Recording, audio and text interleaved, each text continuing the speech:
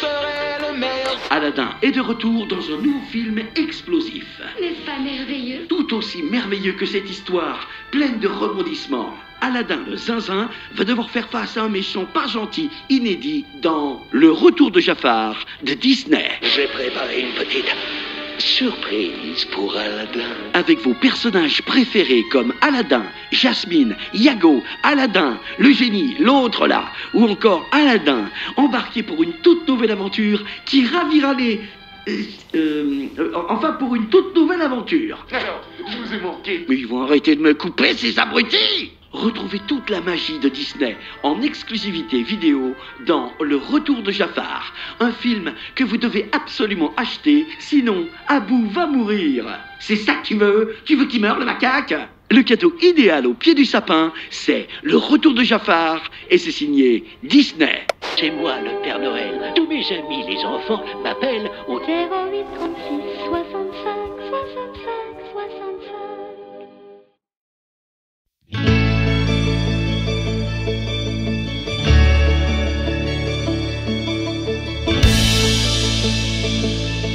Vous souhaitez voir les derniers films et séries encore indisponibles en France? Eh bien c'est possible grâce à ExpressVPN. Choisissez simplement l'un des 100 pays et profitez de plus de 50 services de streaming comme Netflix, Amazon Prime, Disney+, et bien d'autres. Ainsi, j'ai pu voir des films que j'avais ratés au cinéma, comme Kung Fu Panda 4. Quelle chance! Mais il y a aussi de très bons films. En plus d'une bibliothèque plus vaste, jusqu'à 40% plus grande si vous vous connectez aux États-Unis en seulement 2 clics, vous pouvez économiser de l'argent en souscrivant à ces plateformes depuis un pays où l'abonnement coûte moins cher que mon café allongé chez Paul. De plus, avec ExpressVPN, vous bénéficiez d'une confidentialité totale grâce à leur politique stricte de non-conservation des logs. Personne ne saura ce que vous faites en ligne, même pas ExpressVPN. Rejoignez des millions d'utilisateurs déjà conquis par ExpressVPN, un niveau de satisfaction que certains n'atteindront jamais, et profitez d'une navigation sécurisée sur toutes les plateformes, Windows, macOS, Android, iOS et bien d'autres. Ainsi, vous pourrez profiter jusqu'à 8 appareils avec un seul abonnement. Parfait pour en faire profiter vos amis, même celui à qui vous avez offert une bière en disant « Laisse, tu paieras la prochaine fois », sauf qu'il n'y a jamais eu de prochaine fois. Quelle indignité! Cliquez sur le lien dans la description pour obtenir l'un des meilleurs VPN du marché, avec une garantie satisfait ou remboursée de 30 jours, un service client disponible 24 h sur 24 et 7 jours sur 7, ainsi que 3 mois d'abonnement gratuit.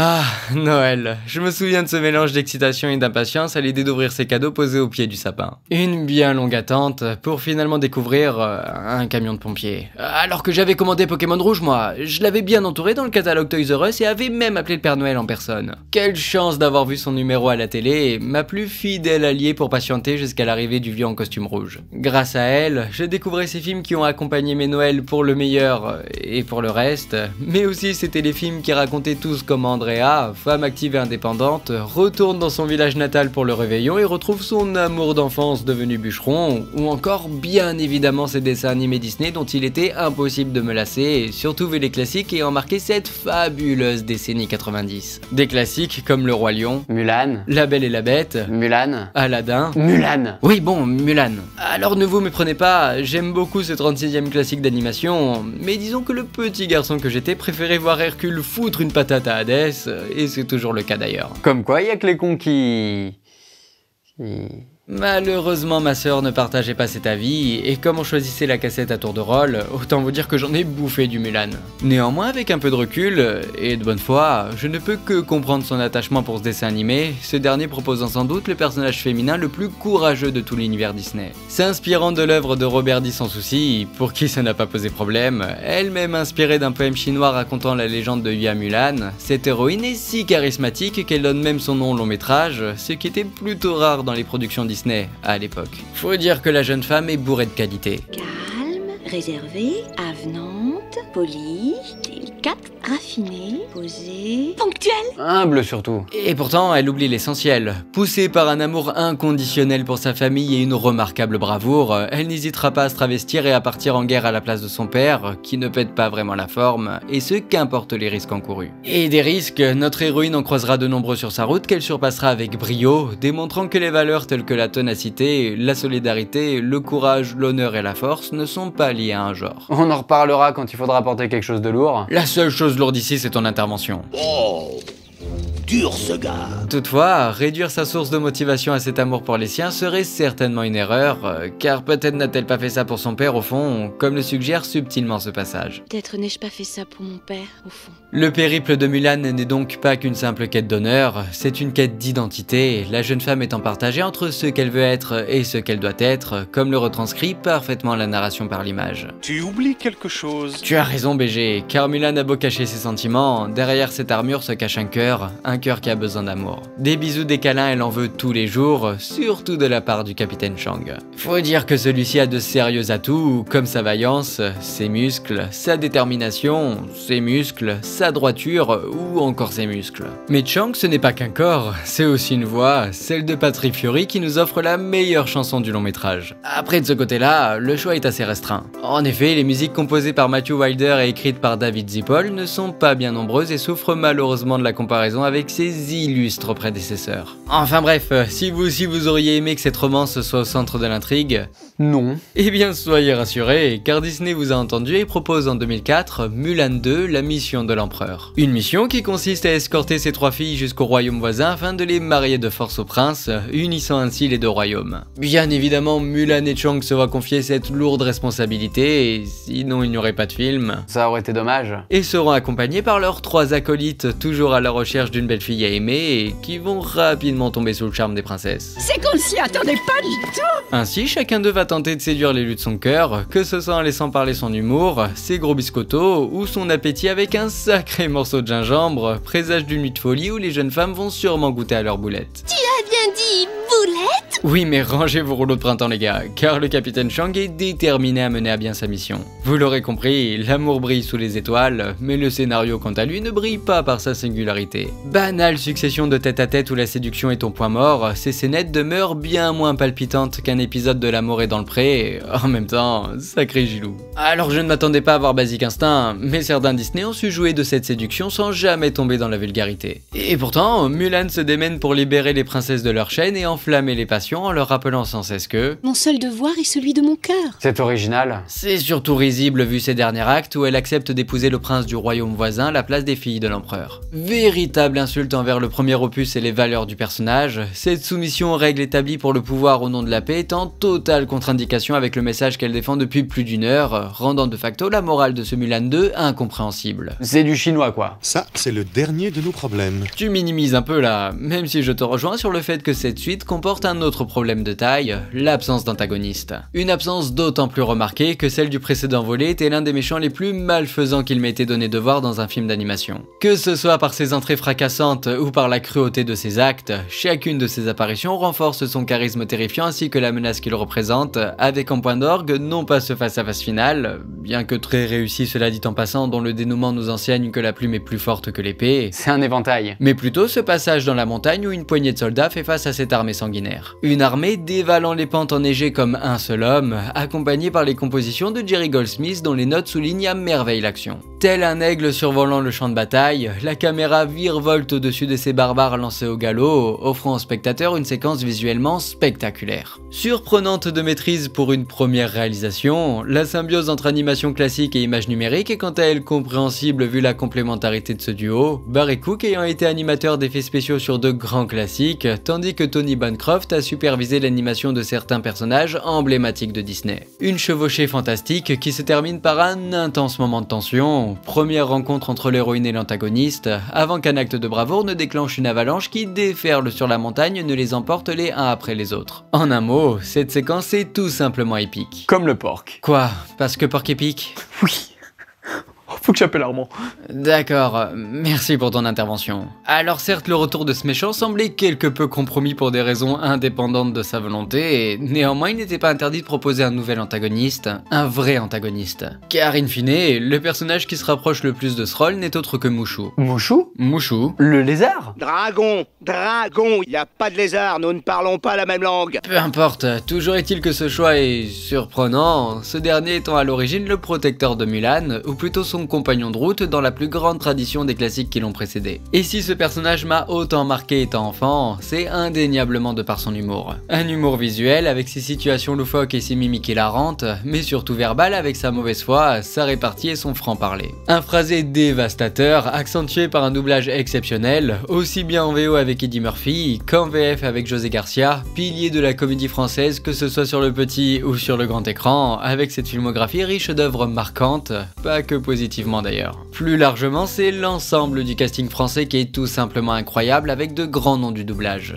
Et après, certains osent affirmer que la VF tue l'art. Ce qu'il faut pas dire pour tenter d'exister. Bien que conservant dans cette suite sa voix si caractéristique, le personnage quant à lui est méconnaissable. Aveuglé par un égoïsme démesuré, Mushu met tout en œuvre pour séparer Mulan et Chang, quitte à rendre sa protégée malheureuse. Je suis désolé. J'aimerais te dire qu'il n'y a pas de lézard, mais le mal est fait. Au mieux insipide, au pire insupportable, ces séquences mettent non seulement en lumière l'animation désastreuse des personnages, notamment dans leurs expressions faciales, mais surtout elles transforment ce gardien qui avait tant su nous faire rire en un personnage antipathique, pour ne pas dire détestable. De ce fait, l'humour est tout aussi présent dans ce Mulan 2 que durant un spectacle de Kev Adams, et ce malgré les efforts de Ling. Que dit le grand Attila quand il rentre chez lui le soir? Je sais pas. Y a quelqu'un?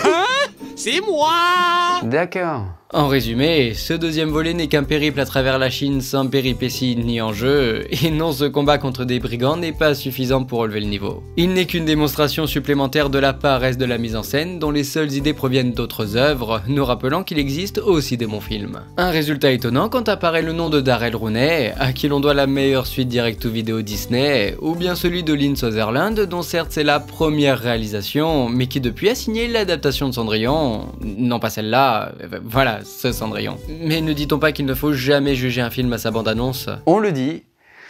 On le dit. Au milieu de ce néant artistique, il ne reste plus qu'à observer ce paysage en attendant patiemment le générique. C'est si beau.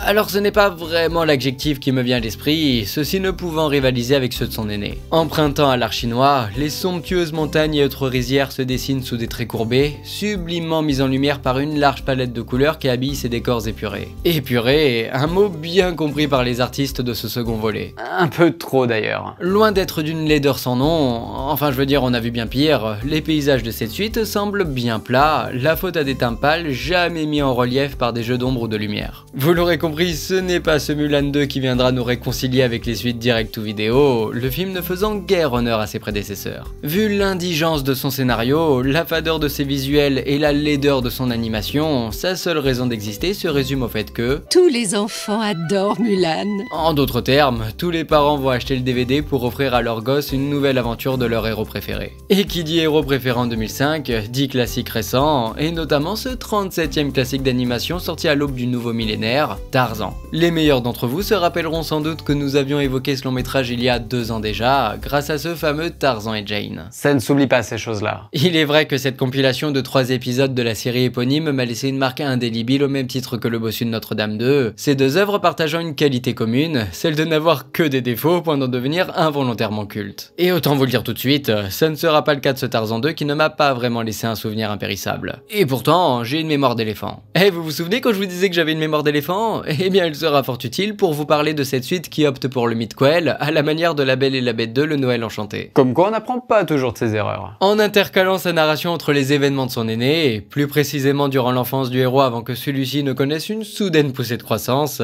ce Tarzan 2 prend le risque d'anéantir toute notion de suspense, la moindre péripétie ne pouvant se conclure que par une issue positive. Un risque bien connu des scénaristes qui ont trouvé la solution pour éviter cet écueil, ne pas mettre de péripéties. Habile. Durant approximativement 61 minutes, ce qui croyez-moi est largement suffisant, le spectateur suit Tarzan dans sa fugue, ce dernier ayant fui sa famille afin de comprendre ce qu'il est vraiment, au cas où on se poserait encore la question. Une quête identitaire qui prendra fin lorsque le petit garçon croisera la route de Zugor, un gorille solitaire dans un monde dangereux qui lui fera une révélation inattendue sur sa vraie nature. Tu es un Tarzan! Ça valait le coup d'en faire un film. C'est vrai que niveau enjeu, on est tout de même très loin de son prédécesseur qui déjà ne brillait pas particulièrement sur ce point. À travers cette nouvelle adaptation du roman d'Edgar Rice Burroughs paru en 1912, Tarzan nous raconte les aventures de Tarzan, un homme recueilli par un clan de gorilles dès son enfance dont la vie va basculer le jour où il rencontre pour la première fois des êtres humains. Une histoire vue et revue dans des dizaines de films, parfois avec beaucoup de réussite et parfois moins, et autant dire que ce classique d'animation ne révolutionne pas le mythe de l'homme singe. Tout cela me plonge dans la perplexité. Rassure-toi Dembo, ce n'est pas parce qu'une œuvre reste convenue dans son approche narrative qu'elle n'en demeure pas moins excellente, et ce Tarzan en est le parfait exemple. Dès son introduction, qui à elle seule regroupe toutes les qualités du long métrage, le film pose le contexte avec un réalisme étonnant pour une telle production et nous livre une scène mélangeant habilement tension, brutalité, tristesse, action et humour. Puis au fil du récit, toutes les facettes du héros sont abordées et explorées. Bien que laissant son cœur et le destin guider toutes ses vies, Tarzan est tiraillé entre l'amour pour son clan où il a grandi sans jamais véritablement trouver sa place, et la curiosité envers ces étrangers qui seraient faits comme lui. En résumé, deux mondes, une seule famille. Comme le suggèrent ces dernières phrases à l'écriture aussi intelligente que sublime. Ah mais arrête! Ces tourments nous sont brillamment dévoilés par ces chansons tout bonnement exceptionnelles que je prends encore plaisir à écouter 25 ans après. Oui, 25 ans déjà messieurs dames. Entre le rythme entraînant à base de percussions et l'interprétation légendaire de Phil Collins, même si j'admets que je ne comprends pas toutes les paroles, ces parties chantées s'entremêlent à la perfection avec les parties instrumentales composées par Mark Mancina pour nous offrir l'une des meilleures bandes-son d'un classique Disney. Autant dire qu'égaler une telle qualité aurait été un exploit pour cette suite. Et évidemment c'est loupé. Certes, ces nouvelles chansons permettent toujours d'extérioriser les pensées et les motivations du héros, néanmoins, sans le talent de Phil Collins, les paroles ont perdu toute leur profondeur et le style musical se rapproche davantage des To Be Free, or Not To Be. Un changement radical qui, au-delà du fait qu'il ne plaira pas à tout le monde, a de quoi troubler le spectateur au risque de lui faire perdre le fil. Collins.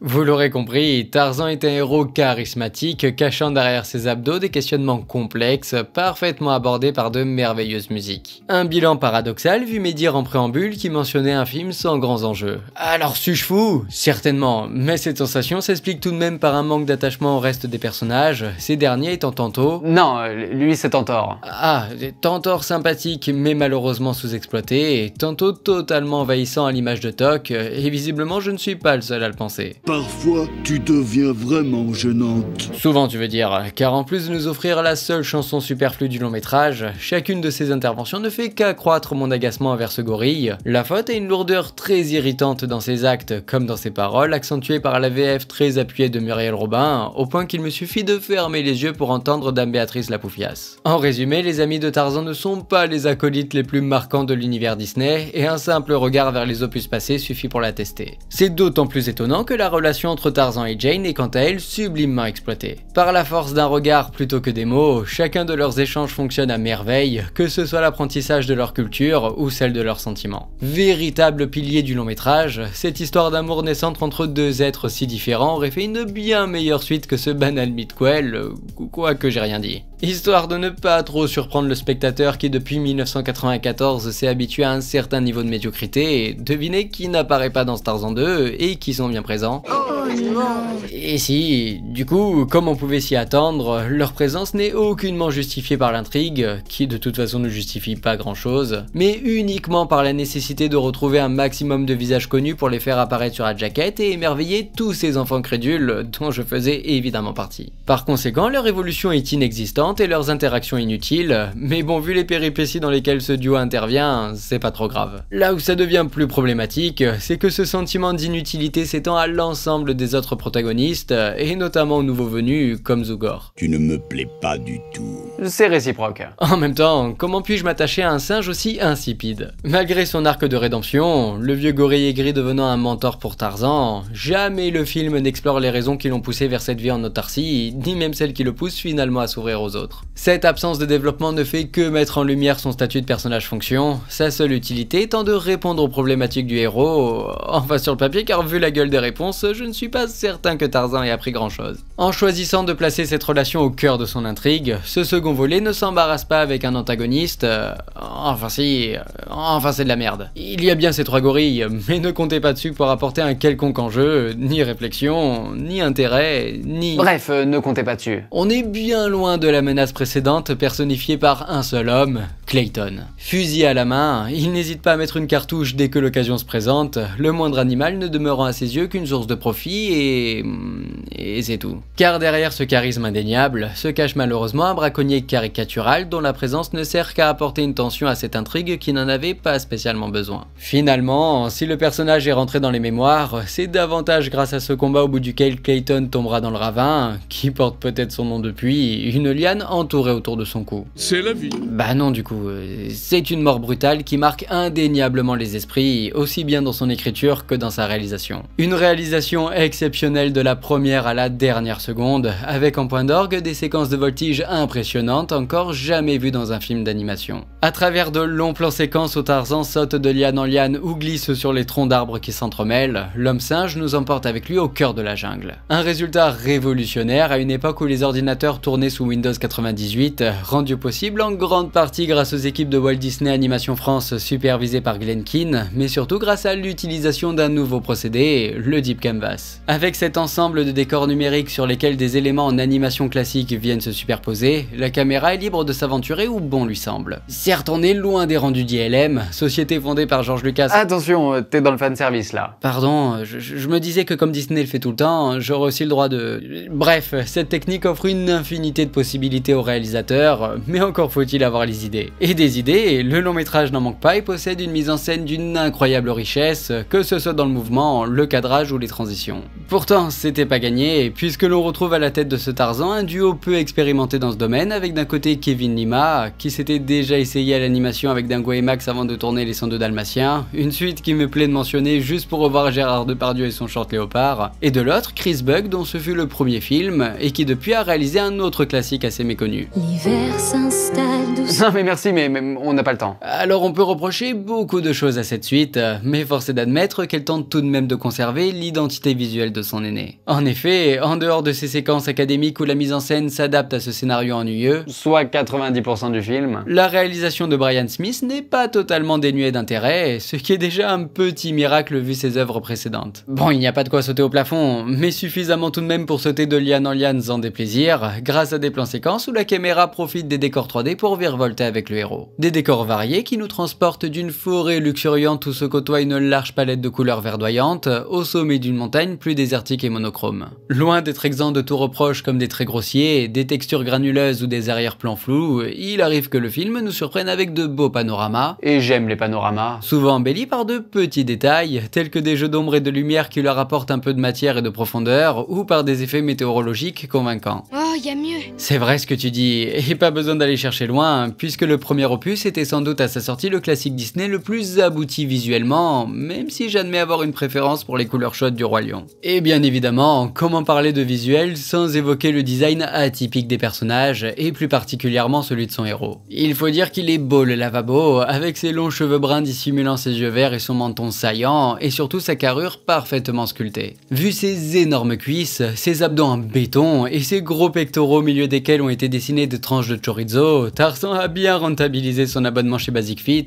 même s'il a un peu trop forcé sur les avant-bras. C'est la solitude ça. Avec un tel physique, tu m'étonnes qu'il a le pouvoir d'être fort et la sagesse d'être sage. Néanmoins, ce corps aussi musclé qu'Héraclès n'a pas que des avantages. Et je sais de quoi je parle. Puisqu'un tel parti pris esthétique ne plaira pas à tout le monde, bien qu'après 25 ans... Il est pas si moche une fois qu'on s'y est habitué. Ainsi, ce Tarzan 2 conserve ses traits si caractéristiques, reprenant à l'identique les visuels des personnages, la qualité d'animation en moins. Loin d'être catastrophique, autrement dit loin d'être comme Tarzan et Jane, l'ensemble est finalement à l'image des décors et manque un peu de finesse, notamment sur les expressions faciales. Toutefois, il serait malhonnête de comparer cette suite direct to vidéo à son aîné calibré pour le cinéma. Bah pourquoi? Ce n'est pas le même budget, pas les mêmes équipes, pas les mêmes compétences. C'est pas mon problème. Toujours est-il qu'entre son statut de Mick-Quell détruisant toute notion de suspense et cette relation suscitant l'ennui, je me demande sincèrement quelle était l'ambition d'un tel projet. Faire du fric. Non mais je veux dire artistiquement, car si l'on met de côté ses qualités graphiques, cette nouvelle aventure de Tarzan est tout bonnement insignifiante,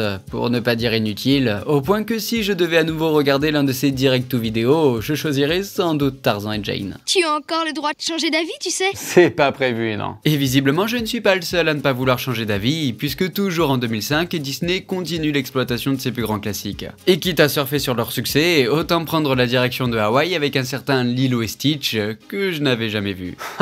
Et ça se prétend cinéphile. Oui bah désolé, il fait partie de ces Disney que je n'ai pas découvert au cinéma. Et bien que depuis sa sortie en 2002 j'ai eu le temps de réparer cette erreur, d'autres longs métrages sont venus s'ajouter à cette longue liste de films à regarder et j'ai dû faire des choix, pas toujours les bons d'ailleurs. En toute honnêteté, si j'ai autant repoussé son visionnage, c'est parce que ce 42e classique d'animation n'a jamais suscité en moi le moindre intérêt. Malgré une campagne marketing originale, notamment au niveau des bandes annonces, son style graphique particulier a toujours été un frein. En effet, les décors et les paysages arborent une composition épurée, ne s'attardent pas sur les détails, qu'ils soient anodins comme le clapotis de l'eau ou les traces de pas sur le sable, ou plus importants comme les jeux de lumière. Ainsi, les arrière-plans manquent globalement de relief, ce qui tranche avec les éléments numériques malgré leur qualité d'animation. J'ai jamais rien vu d'aussi laid. Ouais. Ça j'irait de doser quand même, va voir le bossu de Notre-Dame 2 et on en reparle. Surtout que je ne dis pas que ces visuels sont moches. Un peu quand même. Non, je dis juste que je suis plus sensible à la splendeur des classiques qui l'ont précédé. Toutefois, qu'importe mes goûts, je ne peux qu'admettre que cet aspect minimaliste se mêle parfaitement avec ce choix de l'aquarelle. À la fois douce et chatoyante, ces nuances de couleurs participent grandement à l'un des plus grands points forts du film, ce dépaysement sur l'île paradisiaque d'Hawaï. Une ambiance sentant bon le sable chaud, l'odeur iodée de la mer, le monoeil étalé sur mes abdos qui ont fondu au soleil. Bref, ce film me ramène avec nostalgie à mes vacances d'été qui en cette période de Noël me semblent lointaines, très lointaines.